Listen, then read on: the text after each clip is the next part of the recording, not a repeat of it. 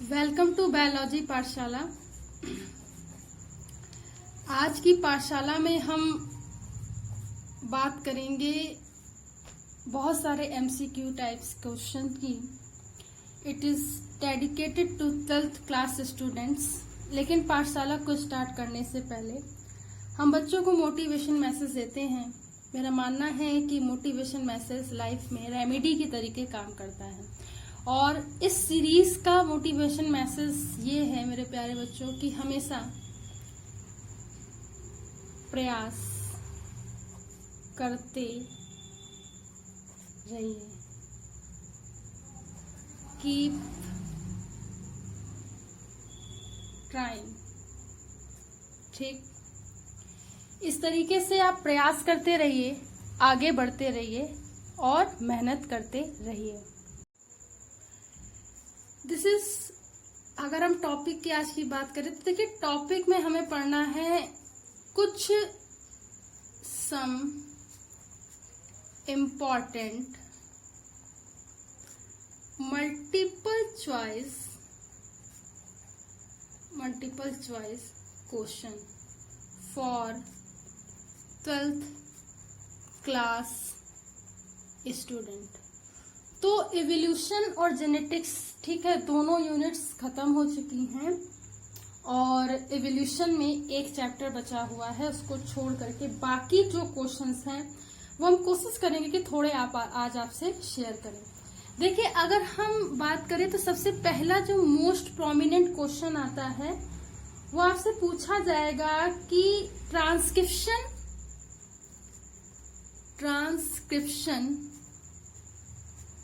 या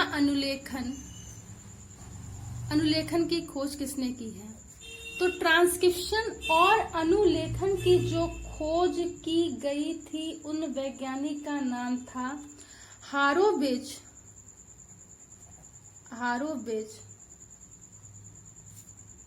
तथा स्टीवेंस। हारोविच तथा स्टीवेंस और बीच। ठीक, फिर से बता दे रही हूं, हारोविच,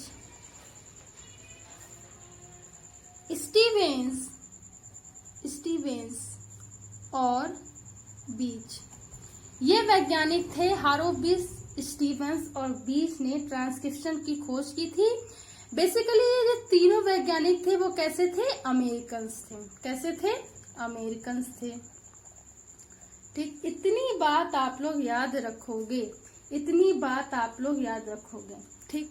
उसके बाद एक क्वेश्चन आता है, एक क्वेश्चन आएगा कि गुणसूत्र की खोज किसने की थी। तो देखिए, क्रोमोसोम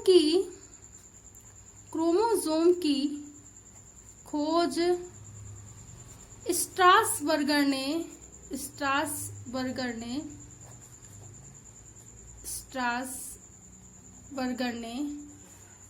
1975 में क्रोमोसोम की खोज की थी। ठीक, उसके अगर आगे की बात करें तो देखिए एक शब्द आता है जीन की खोज किसने की थी। तो जॉनसन ने 1909 या 7 में क्या किया था? जीन की खोज की थी। ठीक, कि जीन की खोज की थी। ठीक, उसके बाद अगर हम बात करें तो देखिए बहुत सारे और भी क्वेश्चन बनते हैं आपसे। अगर जेनेटिक्स के रेफरेंस से पूछा जाएगा तो आपसे थर्ड लॉ ऑफ मेंडेलिस का रेशियो पूछा जाएगा। कौन सा? फिनोटिपिक। ठीक, 9:3:1। इसका क्या होता है? रेशियो होता है। ठीक, उसके बाद आपसे एक क्वेश्चन पूछा जाएगा कि वाई लिंक्ड कैरेक्टर एग्जाम्पल होता है। तो किसका होता है? हाइपर ट्राइकोसिस का। ठीक, हाइपर ट्राइकोसिस का होता है। इसमें क्या होता है कि ईयर्स में हेयर्स पाया जाता है। It is a genetic character, Y linked character. ठीक, आपसे एक और पूछा जाएगा कि जीन, या ऐसे पूछा जाएगा कि ऐसे जैसे अनुवांशिक पदार्थ या जेनेटिक मटेरियल, जीएम बोल दें, का वाहक या कैरियर का काम कौन करता है, तो वो क्या करता है, जीन। इस तरीके से भी क्वेश्चन पूछे जाते हैं। ठीक, अगर हम आगे बात करें तो देखिए एक क्वेश्चन आपसे पूछा जाएगा कि मनुष्य के वातावरण को, ठीक, एक क्वेश्चन बहुत इंपॉर्टेंट है, मनुष्य के वातावरण को, ठीक, उन्नत करके मानव जाति को सुधारना कहलाता है। ठीक, इसे बोलते हैं यूजेनिक्स।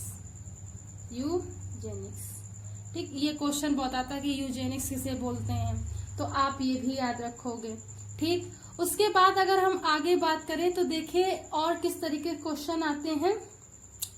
आपसे ये पूछा जाएगा कि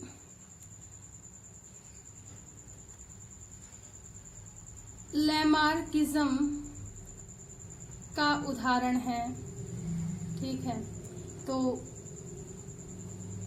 जिराफ की अगली टांग, ठीक, लैमार्किज्म का उदाहरण है। इस तरीके से भी क्वेश्चन पूछे जाएंगे।